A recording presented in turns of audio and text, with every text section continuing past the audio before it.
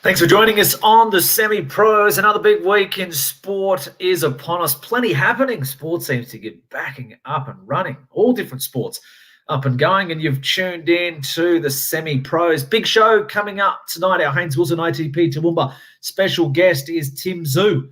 Hopefully we'll see him in the ring shortly. Remember, a few weeks back, we had Jeff Horn on the show. Now we're able to get Team Tszyu. So we'll listen to his thoughts on that coming fight, what he's been up to during the COVID period. And that's all with thanks to Haines Wilson and ITP Toowoomba. We'll head out to the Southern Hotel. We'll have a chat to Shane Monk at the Southern Hotel Shot Clock. What topics will come up today and who will make the list for the Rocks and Diamonds, presented to you by Hogans Family Jewelers. And, of course, we'll see if we can find you a winner or two on the punt with our Semi-Pros multi of the week. Stay with us. That's all coming up next on the Semi-Pros. Just about do, mate. Surely. There you go. That's outstanding. That much talent running around in our own backyard. Ladies and gentlemen, the Semi-Pros. The Semi-Pros. Ladies and gentlemen, give it up.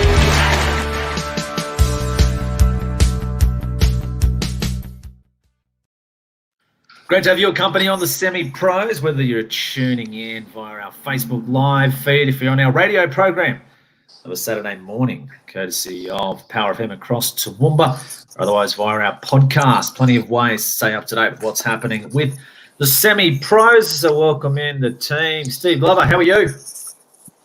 Good, mate. Good. Got a bit of salt going on, though. So, anyway, good. Weren't you clean shaven last week? No, I haven't had shaved for a little while, actually. So, hunt one down, might freshen up for the weekend. Joel Stower, how you going? Good evening, good afternoon, good morning. Going great, mate. Bit of a freshen up last week. Back from a bit of a spell. Now you brought me back in and ready to fire. Right. There's a bit happening. We've talked we seem to be getting back a bit closer to normality with different sports. We saw boxing back over in the States. We saw the Aussie, Andrew Maloney, fight midweek. We've got his brother fighting coming up shortly as well. So that happening there. AFL a bit going on. Yeah, heaps going on there. It's happening in Victoria. Not much by the sounds of it now. Well, isn't the test's inconclusive or something now? So Isn't the same bloke's had 3 tests and he's gone negative, positive, negative or something? yeah, and he's showing no signs. So I don't know. Was it just one guy? Well, they had one guy, obviously, from McKenna. He's, well, anyway, it's inconclusive, so I don't know. It's weird. But really I mean, weird. The state's still riddled with it, though, isn't it? You know what I mean? Oh, massively. So there's a bit happening in Victoria. They've got a few concerns there, obviously, with everything that's going on there. But plenty of good things that are happening in sport, and one good name in sport in our country. It is a synonymous name with boxing. It's a synonymous name with success. It's a synonymous name with greatness, and it is that name of Tszyu. We saw Tszyu, of course, go on and do amazing things right across the world. The Russian Australian, or the Thunder from Down Under. Well, now we see the next generation in Team Tszyu making a huge name of himself for right here in Toowoomba, the Garden City, on his way through, and he's got a huge fight that's just around the corner. And thanks to Haines Wilson, ITP Toowoomba, he is our special guest on the program. Team Tszyu is up next.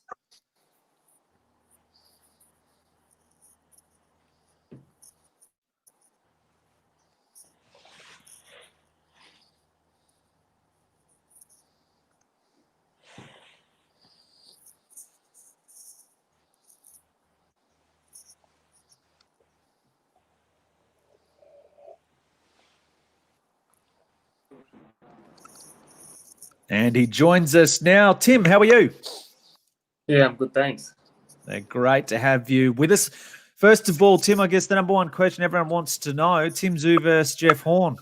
When's it on? Is it happening? Are we closer? Got anything? I'd love to give you a confirmation, but at the moment, nothing's been confirmed. But we're looking at a date, and it's coming up, and it's the end of August. Hopefully, it gets confirmed sooner rather than later. So yeah. Okay, so pretty exciting. So are you in camp now or close to being in camp in preparation for a date around a time? Yeah, I've started now. I've started quite a bit back already. I've already been in shape. I didn't lose focus. I've always remained, always knew that the fight's going to come. So I remained focused, kept training, and I knew when the green light's going to go, I'm going to just go 120%. It was originally slated for Townsville, the stadium there, big stadium fight. Will it be there again, or is that? Yeah, I think it will be. Hopefully, we can get crowds back in soon. By the look of the rugby league and all that stuff, I think we're going to get the crowds. What does it mean to you to have a crowd there? Do you care, or do you want people there, or what's your thoughts? I'm sure you'd like them there, but yeah. Of course, I'd love people there. But at the end of the day, if they're not there, it won't make a difference to myself. I've been keen for this fight for a long time, and I believe Aussie boxing fans and Aussie sport fans deserve a big fight. And to start off this year with a big fight like this during a crisis or during a real negative time, it will be great. What do you make of Jeff Horn, Tim? He's a bit of a nerd. But he's all right. Did you have much to do with him during the amateurs? We were in different weight divisions, actually. So I remember sliding along. We know of each other back in the days, back in the amateur days. But yeah, I think he's quite a strong boxer. He's very unorthodox. He brings something that many opponents don't. So that's the whole interesting part about boxing when you have two styles clash and see what style wins. Talking of styles there, mate, in terms of your style, it's very, very similar to obviously your father's style, which was, very synonymous about a big punch, setting it up with that big left hand, that big right hand coming down the pipe. Is that how you envision your fight with Jeff Horn going? Nice and early, big right hand down the pipe, all over? Is that what you're looking for, or? Of course, I'd love that to happen. That'd be great. If I can get him out in one round, that'd be even better. But boxing is a very methodical sport, and you got to set yourself traps, and you never know when is the finisher. It all ends in one punch. So for me, a victory is a victory. It doesn't matter how it comes. All I know is how to win, and that's exactly what I'm planning to do, is to win. When Jeff's profile lifted fairly considerably when he got that win over Pacquiao, when did he start to come on your radar as the guy that you wanted to get in the ring with? I think as soon as that fight finished is when I actually went up to my manager. I said, make this fight happen. So this is the fight I believe I needed to say that I'm the best in Australia. Is to take out the best in Australia. Was it always going to happen at super welterweight, or would you, in those days, obviously he was competing and he was the welterweight world champion, obviously, would you have been able to make the welterweight limit perhaps and fight him at welterweight? No. I'm a much bigger boy than a welterweight, and it wouldn't be possible for myself. And when you negotiated this fight, Tim, it went like most things, as we know, happen in boxing, backwards and forwards. He wanted certain things. You guys didn't want him to have certain things. He wanted, there was quite a squabble there. And look, I know talk's talk, and once you get in the ring, it's all a different story. But were you genuinely upset and disappointed at a few things and the way he sort of held out, believing he deserved more money and all the rest of it like that, and all of a sudden that you were just riding off the back of a name, and you don't even really deserve a shot and all the rest of it? You genuinely, is there genuinely a feeling there where he really did tick you off a bit, or is it all just talk and whatever? I didn't negotiate anything. I never knew. I told my manager, make this fight happen, whatever the terms are. It's his job to make it better on my side. So for myself, I don't care. My main focus is to fight, and it doesn't matter who's in front of me. That's all I care about. Of course, you know what? Everyone's going to say the same things over and over again about my dad and how everything's because of this and that. But at the end of the day, I'm the one fighting. I'm the one that's winning, and I'm the one that's punching everyone's heads in. So people can say what they want, but I'm doing my own thing and I'm creating my own journey. People always talk about your father, and look, no matter whatever way you look at it, you're always going to be linked to your father, and you deserve to be. It's your legacy. It's obviously it's your family. But Tim, how do you deal with that? As you said, like you constantly have that, nattering in the background about, he's cost your son, or he's fighting, he's got his dad's name, and blah blah blah. Look, seriously, how do you can say you fob it off and you're forging your own identity, but does it affect you? Like, No, does it play any role? I'm proud of what my dad did. Many fighters in Australia a lot of fighters have won a world title. But I wouldn't say many have won multiple world titles and have remained undefeated for 10 years straight without losing. That's a legend. And I'm super proud of my dad, and I understand I'm always going to be compared to him. But I don't focus on that. I focus on my own journey and what I can do in this sport. And at the end of the day, I'm only 3 years in. I'm already at the top of Australia, and my goal is to get to the top of the world. So is this the last stumbling block for you, the way you see it, in terms of that journey of taking on the world? You need Jeff Horn's name. You want that name on the CV. It's the last piece of puzzle here domestically in Australia that I've set myself out, and after this is when I want to take over the world and be the best. Tim, we spoke about your father there, and obviously, like, you hit the nail on the head perfectly, that he's an Australian icon, Australian legend in what he did for boxing in Australia. Does he have much involvement with your career, mate? Does he sort of, is he in the ear of the guys sort of looking after you and making sure that they're doing the right things and getting you the right fights? Or the people that are around me are great people. I've got a great manager. I've got a great team. I've got a great coach. My grandpa Boris, all my sponsors, everyone around me is great. My dad's quite a hard man to be around. But he always supports me, and that's the main thing I need. He tells me a lot about boxing. He supports me in the background, but everyone that's in my team is professionally good at what they do, and everyone knows what they do, and they don't need to be told by my dad.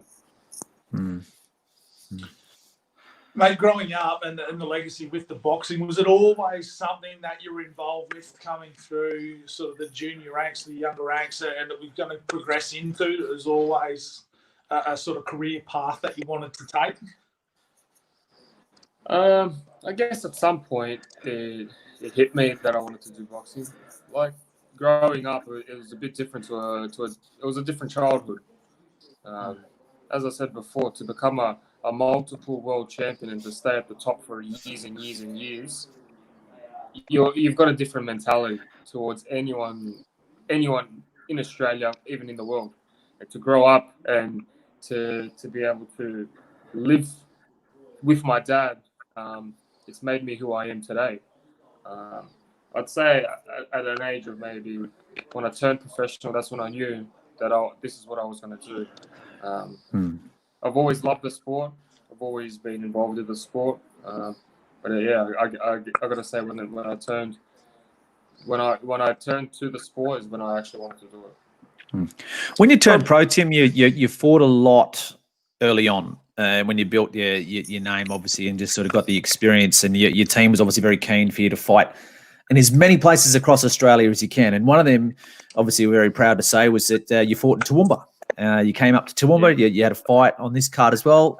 It was fantastic to have you here, obviously, and you got a great reception from the crowd. But was that something that, looking back on it now, how important was that in your journey where you sit now? As in, not just Toowoomba, you travelled all over. You fought in Gold Coast, you fought in Brisbane, you fought in Bendigo, you fought all over Australia in different centres. In the early part, you probably fought in a different state your first 4, 5, 6 fights. So you did a lot of travelling early on. Is that something now that you look back and thought that really helped you be in the position you are now? Yeah, of course. Definitely helps.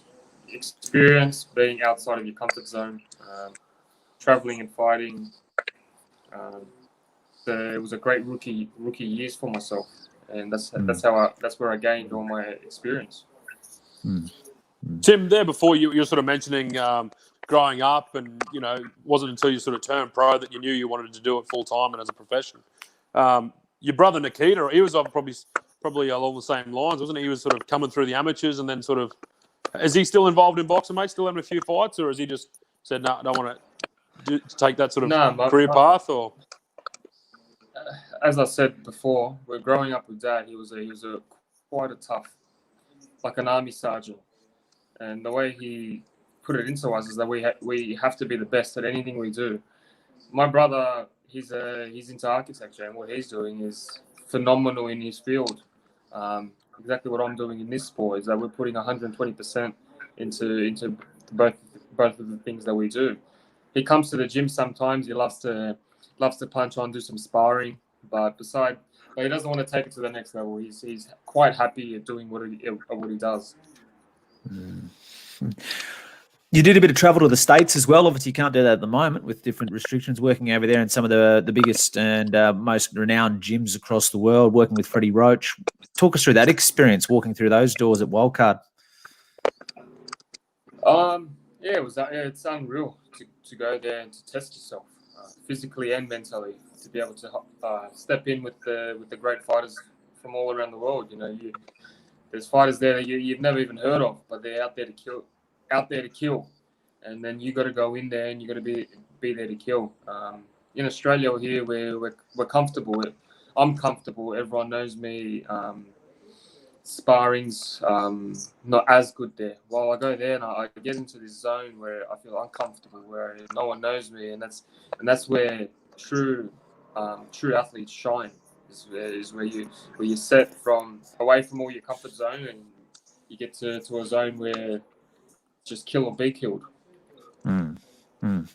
Simple question. Now, you see a lot of Australian fighters that come through, impress on the domestic scene, impress at a regional level, go to the very, very top, and I say this in all due respect, obviously aren't able to quite take that next step. What makes Team Tszyu different? Why, when you get to that next step, will Australia see that you will clear that next hurdle? My mentality is different towards anyone, but you never know. In the next few years, we could have a few world champions here in Australia. Who knows? But I intend to be one of them as well. And in my mind, I'm not there to just get a world title. I'm here to be the best in my division, and that's the difference. That mentality, like, you get to a point where skill, like, there's only so much skill that you can have. Having that mental edge over people, is that the key to taking that next step? Obviously. Yeah, that's all it is. That's all it is. Do you do any work with that? Obviously, you spend a heap of time in the gym and working on the physical skill that you have and the strength and all that sort of thing. Do you do anything in particular to work on that mental side of it with the people around you? No, I think growing up with a dad like my dad, that's all I needed. Yeah. What's the next step, Tim? I wasn't allowed to cry as a baby. Imagine being a little kid and not being able to cry. I wasn't allowed to feel pain.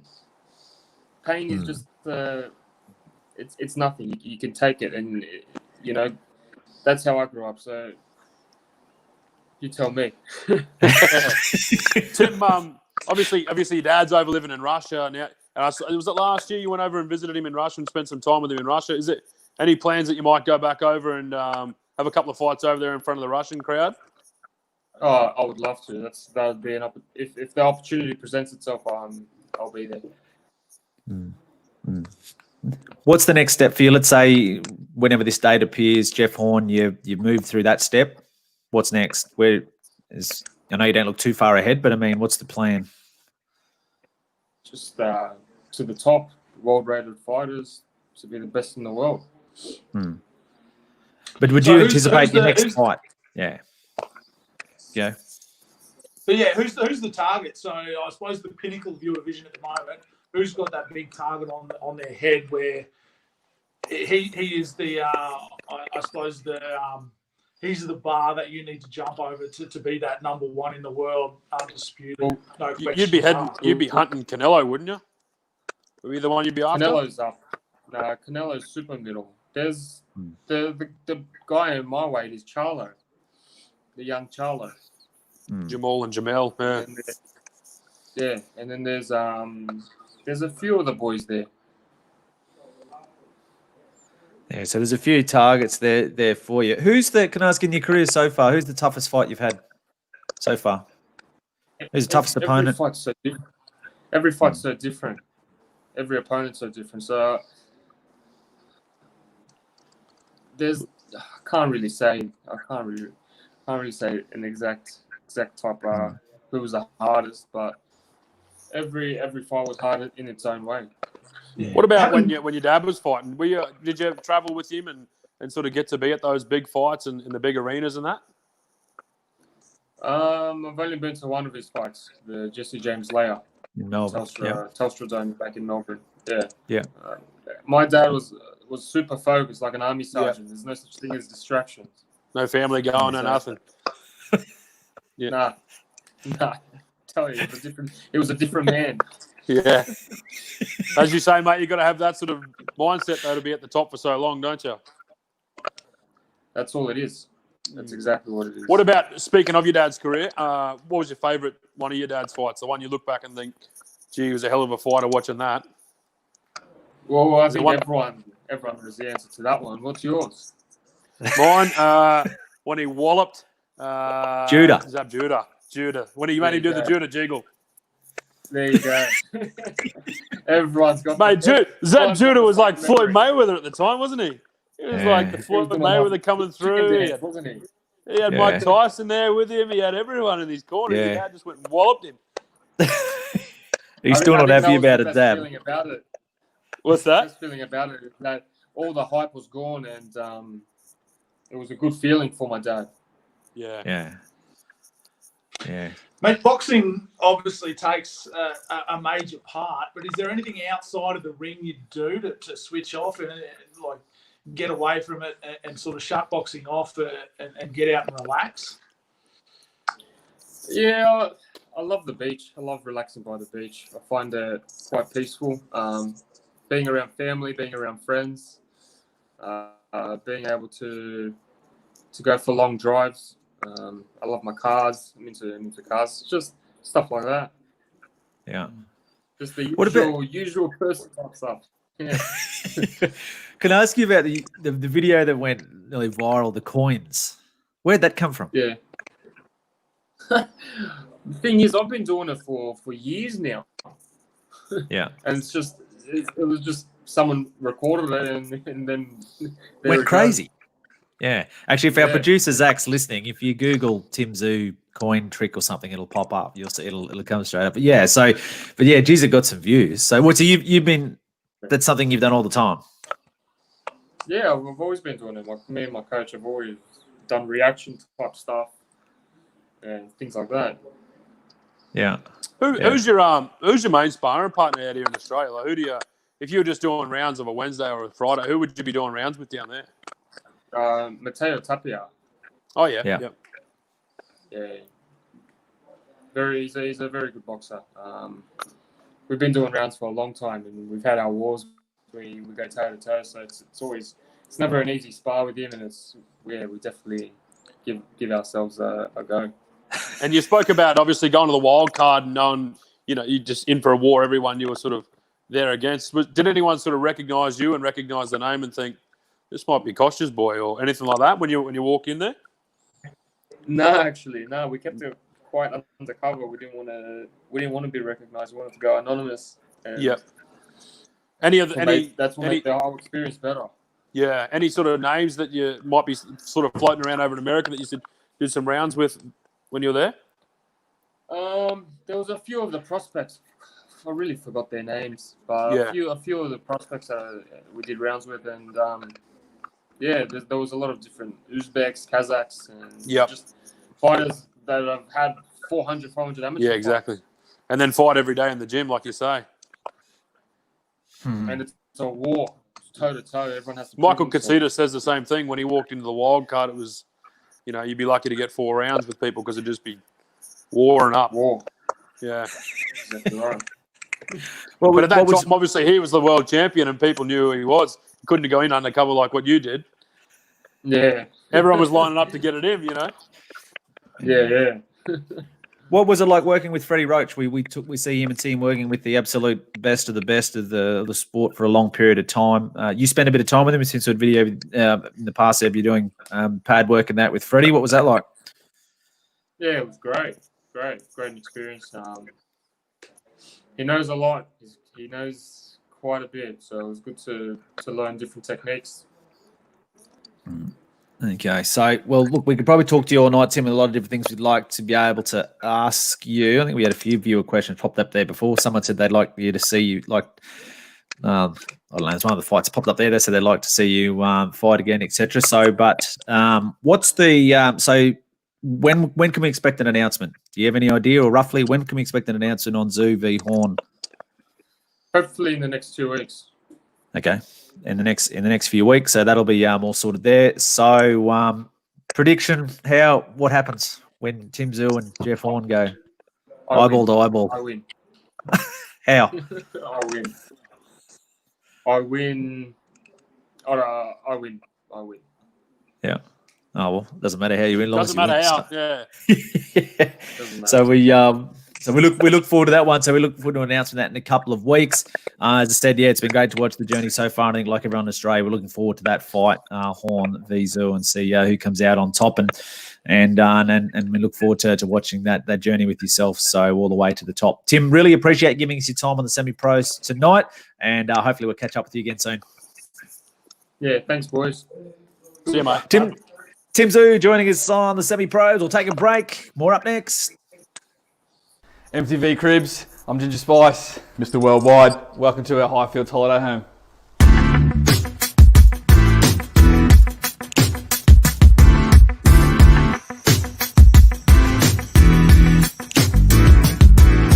What? No, dude. No, don't worry about that. This way.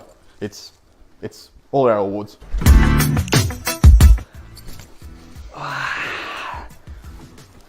This is where we have a little bit of romance, a little bit of on the days that we're trying to hide out. Bit of cushion time. Yep. Cushion time. Love cushion time.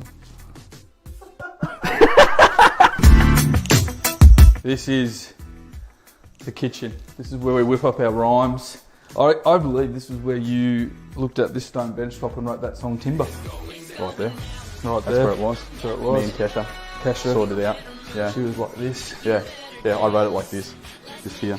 Beautiful. Just went 3 days. Got a great Hamptons feel here, obviously inspired from our time in the Big Smoke, New York, hanging out with my girl, Julia Roberts. I miss you, babe. This is where we go into the big boys' room. Julia bought me this horse. This is obviously the Master en Suite. Come around here, just in case you want to feel like it's been rained on. We need a good deep clean. Obviously you need a big power washer. And then every king needs a throne. Down light and obviously heated seats. That is so good! You guys are gonna have to get out. Yep.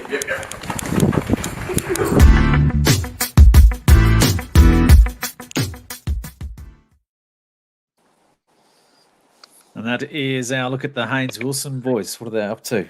All sorts of things. Haines Wilson, Ginger Spice and the boys. How about I've seen one of the Haines Wilson sister companies with a bit of a dancing icon in there. Did you? The week, wasn't it? The ITP man and the old moonwalker himself. Taxman, James and my niece. James Jackson. Moonwalker. And my niece. Jimmy Jacko. Harriet did well. Uni Club of the early 2000s. The 90s. And even Late into the 90s. early 2010s. Early 2000s. Yeah. I've been known to see the great counsellor there in the early 2010s on a Wednesday night. Couple double fire engines or something like that. Yeah. Well, they good. Weren't they good? So, It was tell me, week before. Oh, week. Not the Wheatwood, night before, remember? Wheatwood, Night before yeah. Thursday, Wheatwood, Uni Club on a Wednesday. That's the one.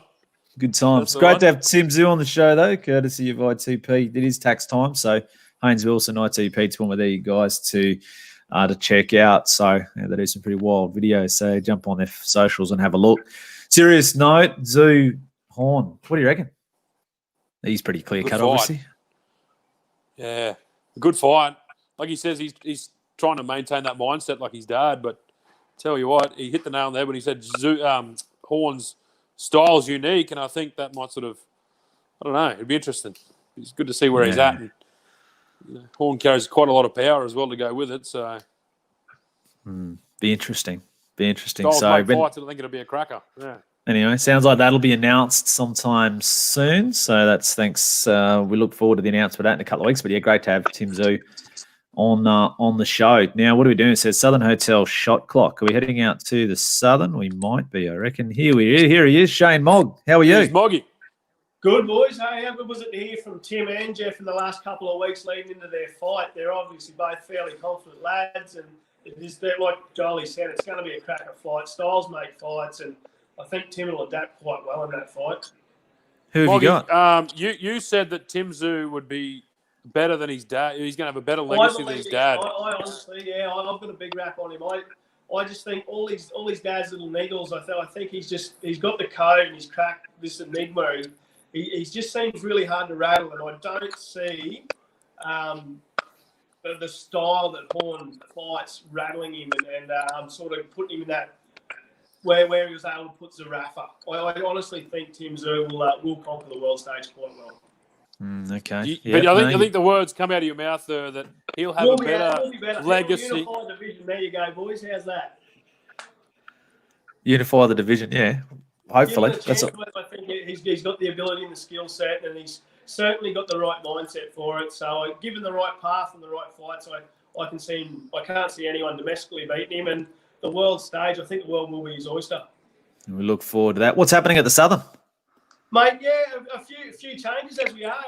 We're sort of growing with the COVID situation. Obviously, no news on the Brickies laptops yet, guys. But they're in the wind. Anastasia, whenever you're ready, release them. We've done a few renos. We want to show everyone. But, can you just run out? Just run out first. He's not out there. Guarantee open 1 a.m. for Friday and Saturday nights now. Yep. So there's plenty of time to get in and have your favourite beverage and no doubt have a meal. Yep. Obviously, home of live sport in Toowoomba. All the NRL games, AFL games. Look, if it's sport, it's live and it's on. We will show it, find a way to show it for you. So come on down and support us, and we'll support you guys and keep growing and developing as stages get released. You'd have plenty on this weekend, I suppose. What do we got? You'd have the Maloney fight, which would be, what's that, tomorrow? Maloney fight was yesterday. Yeah, the other one. Tomorrow. Yep, Yeah, the other twin. Fight. It'll be interesting to see how he feeds off his brother's loss. So you got that, and then obviously all the NRL action, the AFL action, the racing, so all on the big screens down there. All the big screens, mate, and plenty of terminals. We've got four places for you to place your bets, so there's no need for you to miss that winner. Obviously, we do tell you to gamble responsibly, as you should. What should we eat there this weekend? What's on the menu? What's your suggestion this week? What's Moggy's choice? Mate, what are we ordering? I've got a mate of mine who's absolutely loaded and keen on Melbourne Storm and the Roosters, all up to win 13 points plus. 13 points plus. Righto. Who are they playing? 13 points plus. He reckons that is a dead set moral. I think you get about $2.60 for it. Righto. We'll keep an eye on that. What about on the food menu? What are you suggesting for us this week? What should we be ordering at the Southern or Bar 839? Mate, some lads just pulled out the pappardelle pasta, the lamb pappardelle pasta. Geez, it looked fantastic. It's getting some big wraps, and so's the big Southern burger. It's hard to go past, It's a solid burger. If you can get through one of them, you're doing well. Right, I might have one of them. I'm in there tomorrow. Might have one of them tomorrow then. Save me one. So, I'll make sure you get a nice little spot beside the fire so you and Gurski can hug up, mate. Well, I don't know where he is. He's not here tonight, so I'll hopefully he's there by tomorrow. Room. Yeah, he's probably He's lined up at the waiting back for it door. to turn on. He's lined up at the back door.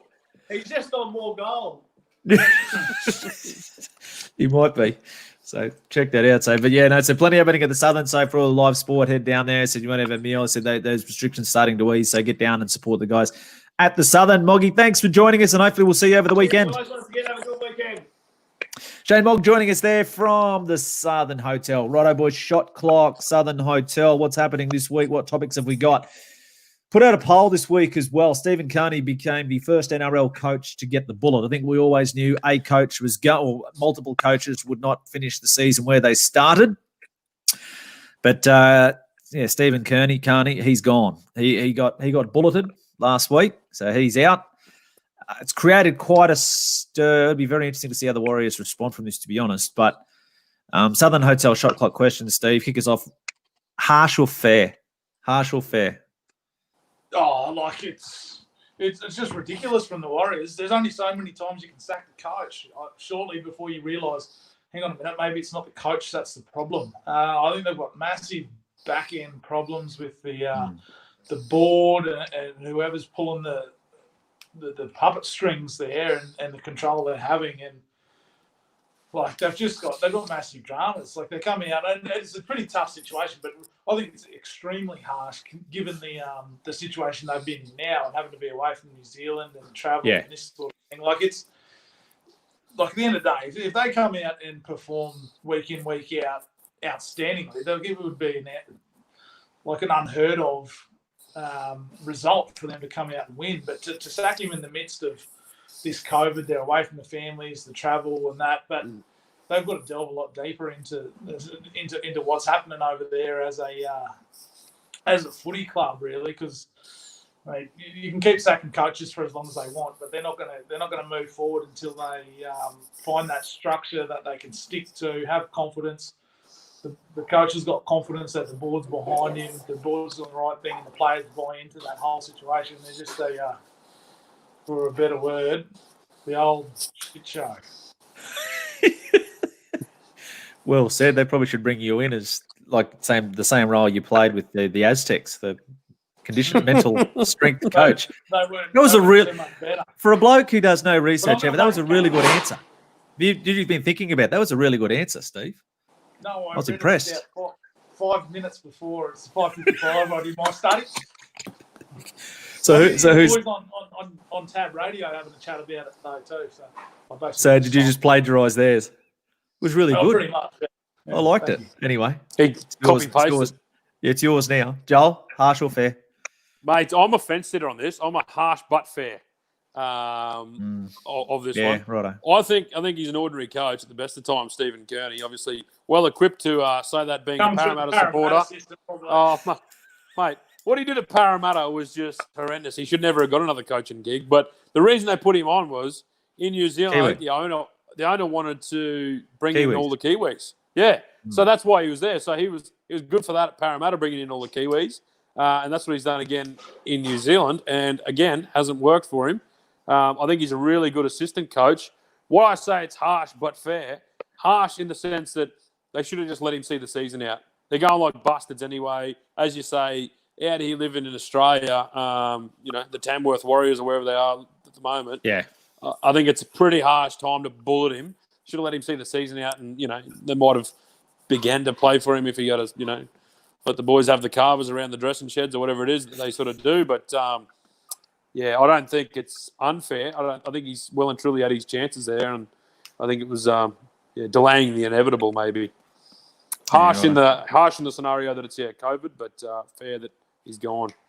Extremely harsh, in my opinion. All the scenarios that they're under. And I mean, how did old mate sack him too? Text, I think, yeah.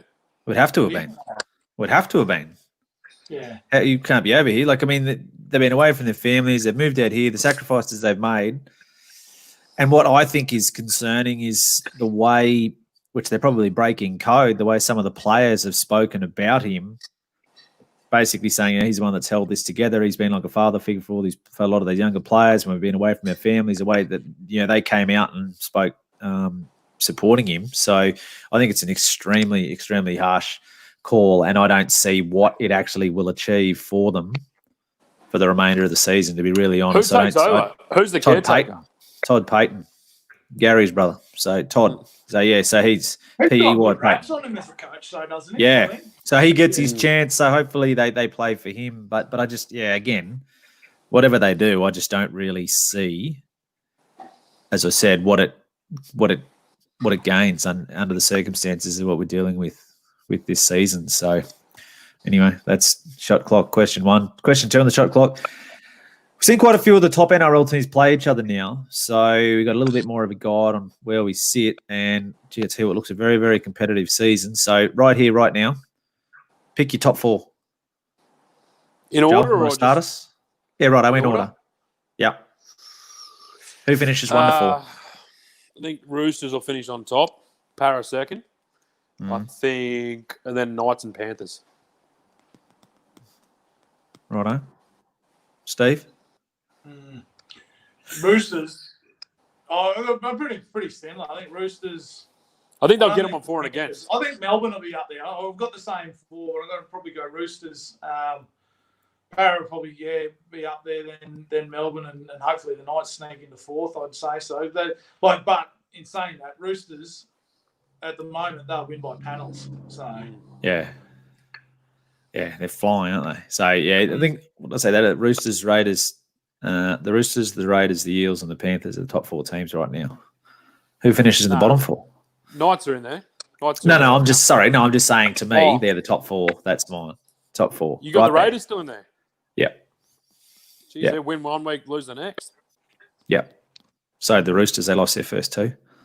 Yeah, but they won the next. They lost 2 in a row, and then they come back and just went boom. Won their next 4 by about 300,000. Yeah. Interesting run in. So actually, I'm going to just deviate quite slightly off topic here. The news during the week as well. I'll add another question here to the shot clock. Will Wayne Bennett finish the season as the Rabbitohs coach? Yep. Yeah. You see all that? Like, he's a master. He just sort of can puff a tear, but he's like, I've told you. I love his praise to the media, like yes. Yeah, I told you last week. Yeah, I told you last week. Don't you bloody listen, mate. Don't you listen?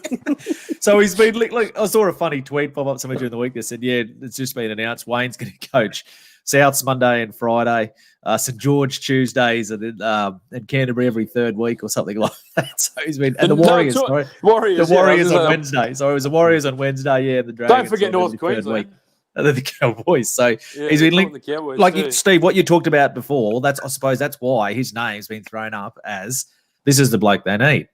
He's Uncle Wayne. That's who the Kiwis need. As in the Warriors, for all that, probably all those things that you pointed out, you were talking about. So, and as well, because they're sort of saying, of course, they've got the succession plan at Souths, where obviously his assistant coach Jason Demetrio that he's come to Souths, and he's basically they've said he'll take over. He's been announced as the coach post Wayne. So. He's still got a year and a half to go, though, and he's got this year and next year to go. And next year, yeah. So they're saying he'll be coach 2022. 21, sorry. Yeah. 22. No, 22. This is 2020. It's hard to know where we're up to. Yeah. So, but you know what? Wayne's like, if Wayne just says, look, well, Jason's ready now. I'll go and coach New Zealand. That's what'll happen. He might do Knights, isn't he? I'd say the dollars will talk very highly. I reckon the Dragons are coming knocking. Over there. I reckon the Dragons will be throwing some big dollars. Well, look at all of those coaches now, and we still haven't even mentioned Seabold in terms of coaches under pressure. Now you've got, as we mentioned, McGregor. They've won a couple in a row, but still, Dean Pay at the Dogs, Paul Green at the Cowboys has said, for whatever Seabold, the pressure's going to come soon particularly if they get dusted this weekend. Like they'll win 3 in a row, the Bronx. Brave man to say that. They'll win 3 in a row. They'll beat the Titans and they'll roll on and win the next 2. Don't know. Tell you what, they want to beat the Titans. Yeah, well, they're going to prove a point too, aren't they? That's what I'm saying. They'd want anytime they're going to beat the big brother, that's it. Yeah, anyway, see what happens. What about the Titans throwing all the money at for Feeder? Okay, well, let's keep rolling in. Where will he end up? So if you're for Feeder. The Broncos once, as I said, once it was nearly a No way in the world would you leave the Broncos to go and play for the Titans. No matter that was the lure of the Broncos, less money to stay at the club. Well, they're not exactly throwing up a lot of reasons to say, stay here, son. Yeah, and I tell you why. The salary cap, well, I don't think it's going to get any better in terms of you're not going to get much better. If they're going to, and the Titans have come out and said, we'll give him whatever he wants, essentially. They said it's a 5-year, $5 million deal, so $1 million a year. But we will go longer and, accommodate for whatever he wants. So write your own check. I'll be saying, mate, sign me up, Scotty, to the same deal as Taumalolo, and I'll be there on the glitter strip for an extra 300, because I think the Bronx can only give him 700. So what I'm interested in then, I don't know the old ins and outs of salary cap. Someone smarter than me might know this. It's watching, but if Darius is pulling the pin at the end of the season, where's his 800,000? Or have they basically acquitted that? He's elsewhere? retiring, so that next year you're talking about? Yeah. It goes. But some of them might be on back-end deals too, like in terms of...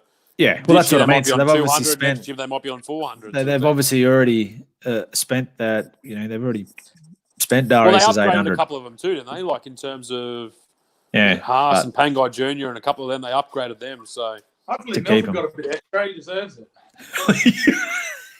Who's that? How's Milford? Surely he got top up.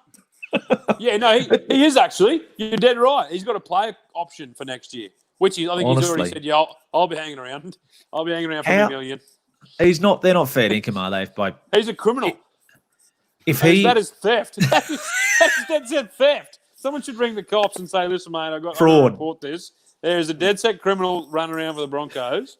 He is stealing in a year off the poor Broncos board. Honestly.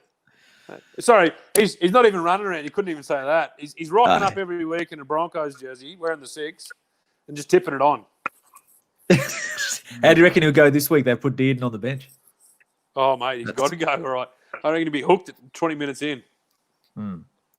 But as you said, he could come out and look like a superstar this weekend if they get on a roll. And then, that's right. He probably will. And Milf's back. One time he might have a bit of a run. Milf's back.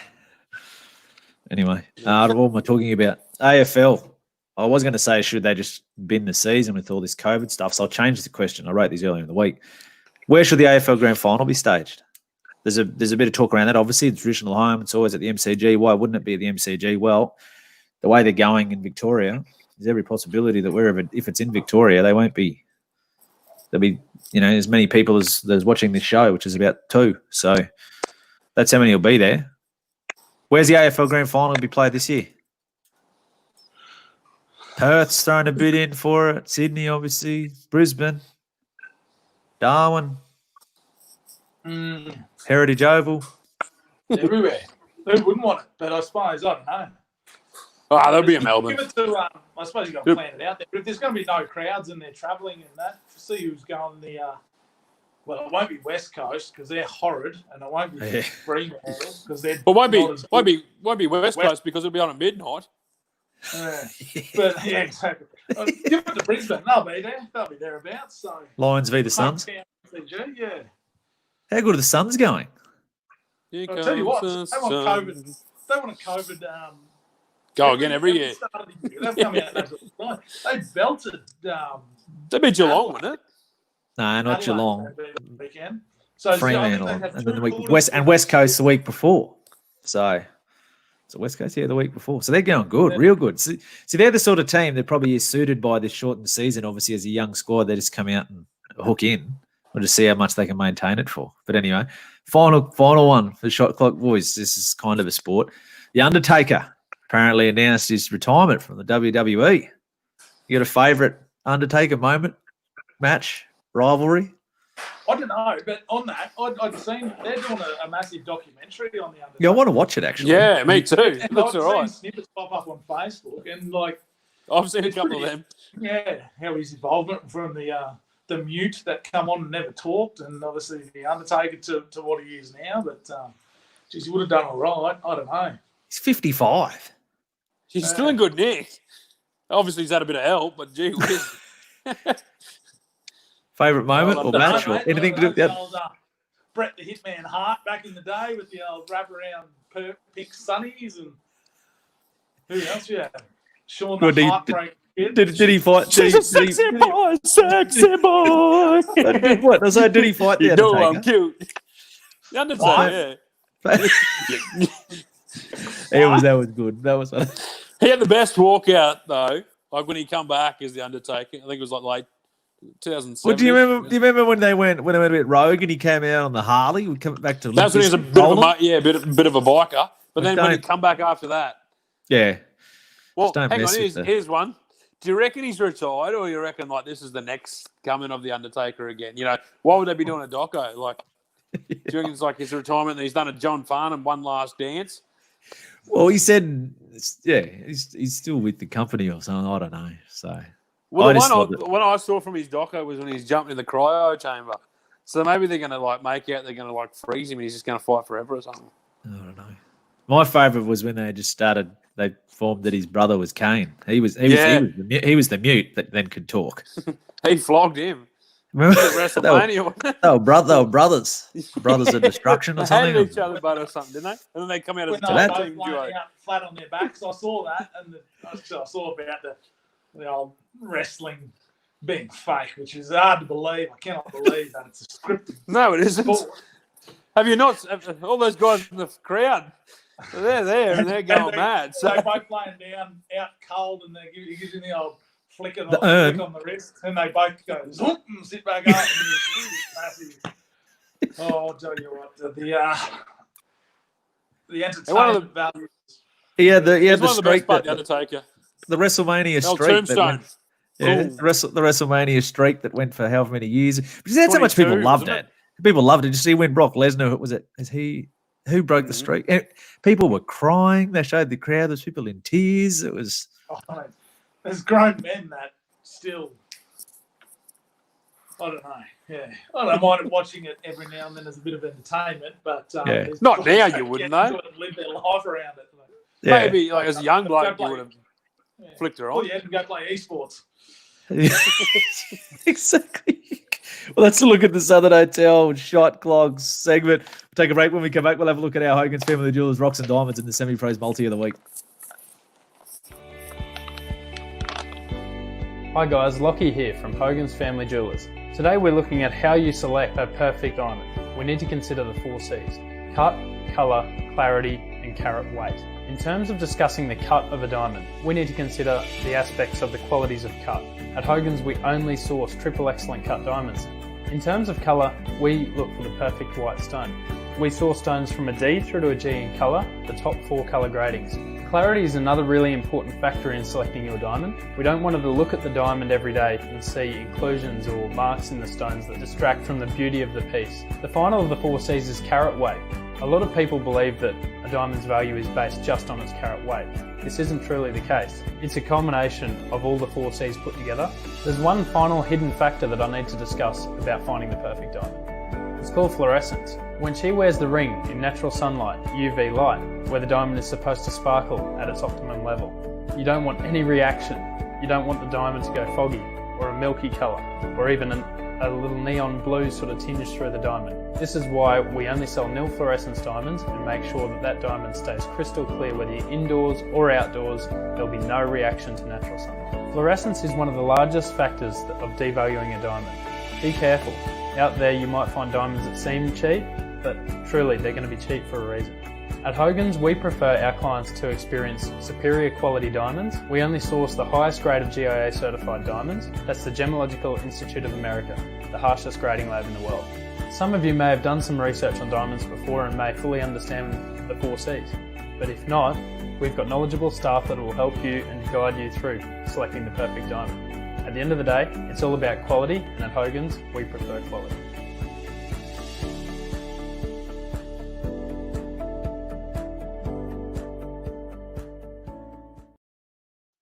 It's absolutely all about quality at Hogan's Family Jewelers. Hoping to see Lockie Hogan and the team. They present our Rocks and Diamonds and a Semi-Pros Multi of the Week. Rocks and Diamonds. Rock of the Week. Can I start? You got one. Oh, you go. Oh, can I? Oh, right. Okay. Novak Djokovic, your mate. Oh, you stole it. That was mine. Or join me. What? Honestly. He's the biggest. Yeah. He's the biggest wet anchor at the best of times. But yeah, fair income. Yeah. Yeah. What did he think was going to happen? And now he's got it, and everyone else has got it, and he's an anti-vaxxer. And it's just become an absolute disaster. Yeah. No, Nole. In the bin. Troy's Right, man. I'm glad. Troy loves it. I'm glad we're in agreement. I just thought, when you're being made to look like a moron by Nick Kyrgios, that's saying something. But Steve actually made a point on this show. Going back, he might have turned the corner, Nick. Yeah, that was a fair tweet from Nick. Don't at me. No. Yeah. So good. Yeah. Novak times 2. Get in the bin. Steve, you got anything different? I don't know who this is. I didn't really have much, but I'm just flicking through, looking for our multi. News.com. No. Best bets, expert tips. Who's the Brisbane tips that they use? Do you know? Gibbo. Chris Nelson. Yeah, Chris Nelson. Chris Nelson. On a Saturday? Yeah, for Saturday. Yeah. Yeah, it is. Don't quote me on that. It might. No, it is. That is right. You're right. It is. Anyway, value bet of the day. $3.80 favourite. Chris Nelson. What a rock. Thanks, Chris. Good value there, brother. Something for the hunters there. Did it win? The thrill seekers. Did it win? Yeah.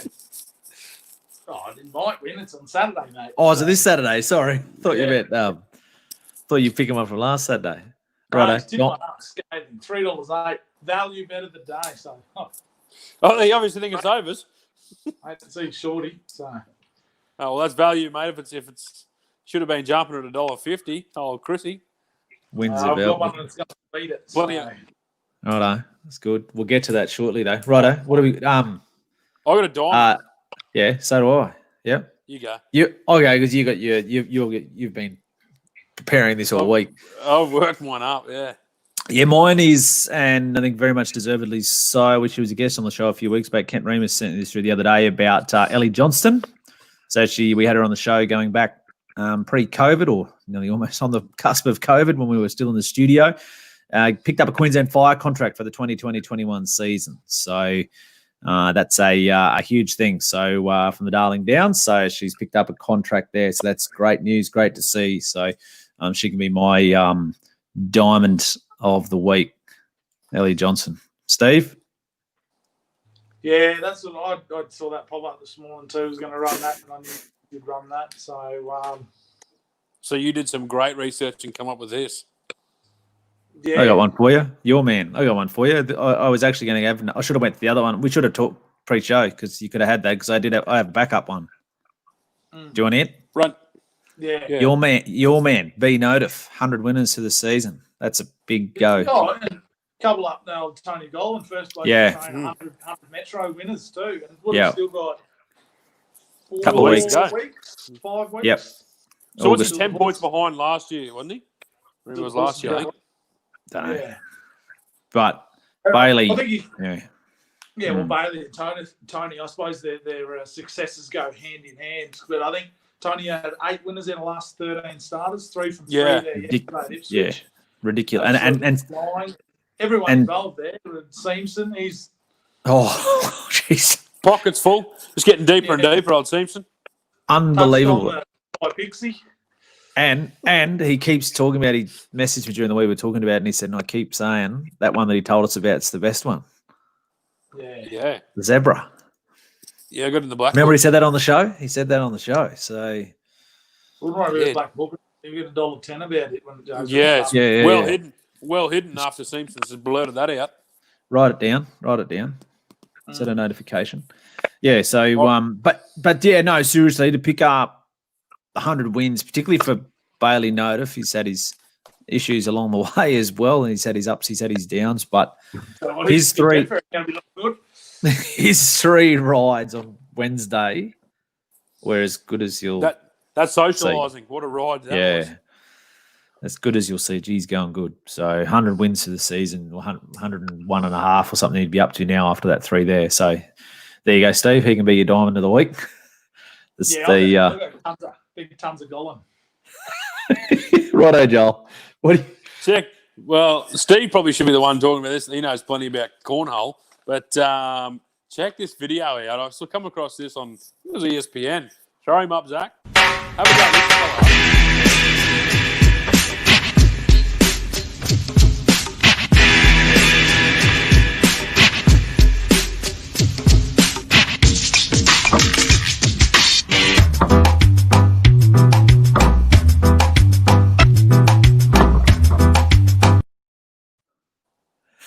fella. See that last shot? Fair go. That's Steve Glover from like halfway on the semi-pros C-grade side. That was just nothing but net. But yeah, I thought that was pretty cool. Little cornhole video, so that can be my dom of the week. Cornhole's out this weekend. Brother-in-law's coming up, and we've had to scuff the boards up a bit. Last time they were just lightning. It was a fast one, I think. If you were trying to get the penetrometer in there, you would have bent the end of the stick. It was that. You get him on. Get him on the back of the Colorado. Get him on the back of the Colorado, mate, and get it moving down the street. And if I cleaned it out the back of it, I might have some space. But yeah, might even be just a mission. Just get in the back. Oh, seriously, it was a good one that popped up there before. Zach, a comment from Joel Seavey, one of our great fans. He's a loyal bloke. He had there you go, Diamond, greatest Aussie to race a motorcycle. Chad Reed raced his last race this week in the AMA. Yep, Supercross season. Finished with a technical term. Finished with a shit ton of records. So he did. Yes, he did. Yeah, champion. Yep. So good one. So Chad Reed from Joel Seavey picking up that Diamond of the Week nomination. Thanks to Hogans Family Jewelers. Righto. This is the best part of the show. Jeez, I'm dirty on myself last week, but anyway, we'll. I'm not dirty on myself, obviously, but I zigged when I should have zagged in terms of which one I picked. Could have picked one of two, and of course went the wrong way. So we'll probably do the same this week. What do we got? You go then. Lead us off. You're flying. Yeah, I've got one. Has anyone else got one? I've just got to find it. So yeah, I've got one. Mine's at. Does anyone know if it's going to continue raining at Sydney or is it finished raining? It's just permanently wet. Okay, that's good because this thing I reckon. Well, I assume so. I'm just making an assumption. No, it's a heavy 9 now, so I'm assuming that it's going to be wet. And this thing goes in the wet. It's 0-2 in the heavy though. Oh, Zach's going again with the cornhole. It's Loves it. Yeah. Sydney race 5, number 1, Tom to Rain. It ran 5th in the Golden Slipper. Run 4th on its other heavy run behind Bivouac in a Group 1 in the Lonro, I think it was. But it's been come out start of the year, ran 4th down the straight at Flemington, had a throat issue, but it didn't get beat far. Glenn Boss goes on, probably gets a nice little trip in behind the speed, and I reckon for the $4.50 they're putting up, it's worth a bet. Time to Rain. It's time like to I said, rain. it's 2 from 2 in the soft, but it's 0-2 in the heavy. But if you dig a bit deeper, they're in Group 1 races. So right, we might. And Brendan Jones is putting up there, so we might make that Troy Gurski, seeing he's not here. So Troy can say, Brendan, thanks for that. Troy can take yours. Child supported Bundaberg Tuesday, 1,090 cutest maiden plate. It's ironic. I reckon Troy would probably pay a fair bit of that. So straight on, child supported Bundy Tuesday. Good luck, mate. Troy, Jones, you might be able to tell us. Troy was pretty keen on that syndication horse that he was talking about. So I don't know whether is he in it? Troy, I think he was talking about he was going to ring. Yeah. Anyway, but follow him up, Jonesy. But Jonesy, he your selection, so we'll get him to blame you if it doesn't work out. So yeah, mine, Sydney race 5, number 1, Time to Rain. Steve? Yeah, I've got a winner here. Sticking with the old Aussie Bloodstock. Oh, yeah. Aussie Bloodstock boys. They're bringing this horse up. Wonderbar, who's absolutely dominated 2 runs on the soft down there in Sydney. Gone through the grades, 1,100 first up, 1,200 second up. Savage the line from back in the track's going to get the, I don't know, the track will have a bit of giving it down there, I think, on but up to 1,350, back to 3-year-old grade. What price they put up? 61 kilos, but I think it'll just... I was going to say $61. So, no, I looked at this too. I was really going to tip it myself. 460? 460. Yeah, which one was Bub's keen on? He's got shares in a few available, Jonesy. So which one were you talking about that Troy was looking at? The other day about one. Righto, there you go. So anyway, so you're on Send him info on all of them, Jonesy. Wonderbar. Was it Wonderbar? Is that the one he's Picked? Wonder Bar, yeah, race 4, number 1, Brisbane. Chris Righto. Lee's on fire. This is anyway, I'll tip. Look tip at it. It's 900 to 1, but no, it's the opposite. going It's too okay, short. It's too short, but it'll be winning. Melbourne, where are they this weekend? Caulfield. Race 2, horse 2, Kaplompich. You've been on it a few times. It'll just win. No, I haven't. I haven't backed it once this preparation, but I will be on it. I'm sorry, I am on it this weekend. No, sorry, I did back it last out of Moonee Valley on the leaders track. I was quite out the back when they couldn't run on. Ran a really nice race. As long as it's even and they get their chance, I think it'll be very, very, very, very hard to beat Kaplompich.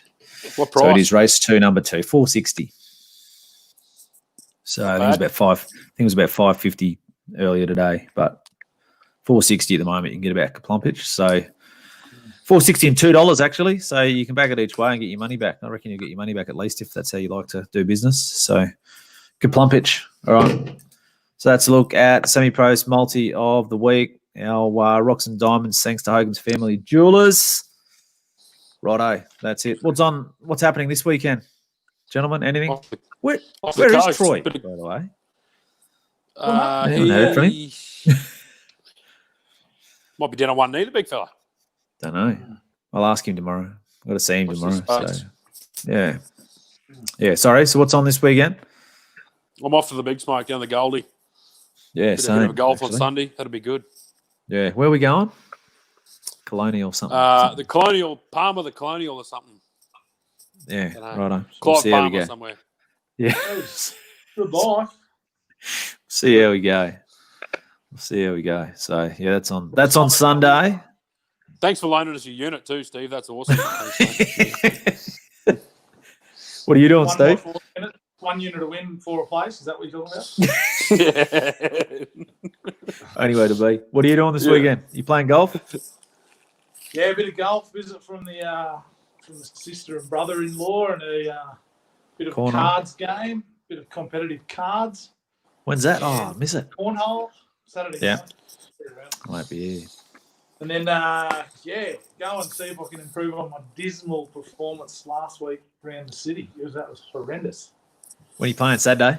Sunday? Both? Saturday. Nah, Saturday.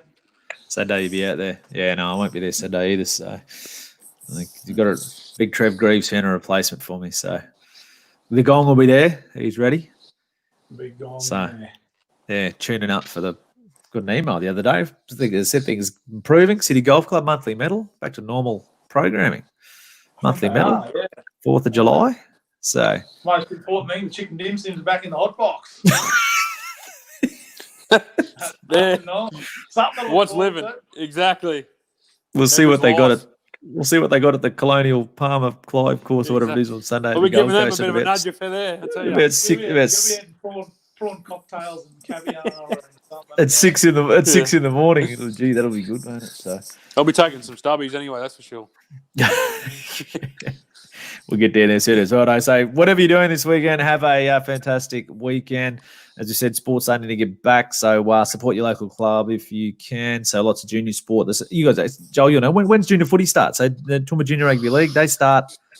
A lot of the juniors and a lot of our different sporting codes start up next month. So we've got the exciting time building up. It's like 17th of July, isn't it? Something like that. So middle of July. So we've got a lot of exciting things coming up. Of course, we've got the captain's draft. And what we're going to look at doing is obviously we'll look to highlight a few more of the players, the franchises. Let's see if I can line up Chris Glass, the last year's winning captain, inaugural winning captain of the DDBBL. Might get him on, see what his thoughts are. He'll end up on a different team, and that's the intriguing part about it all. But we'll might have to get Mark Ryle on as well, the Rob Scan Night Riders, have a yarn to them. So, but we'll look to try and feature a few of those teams on the show in coming weeks. But thanks for joining us on the Semi Pros. As always, it's been fun. Thanks for your company. We'll catch you all next week.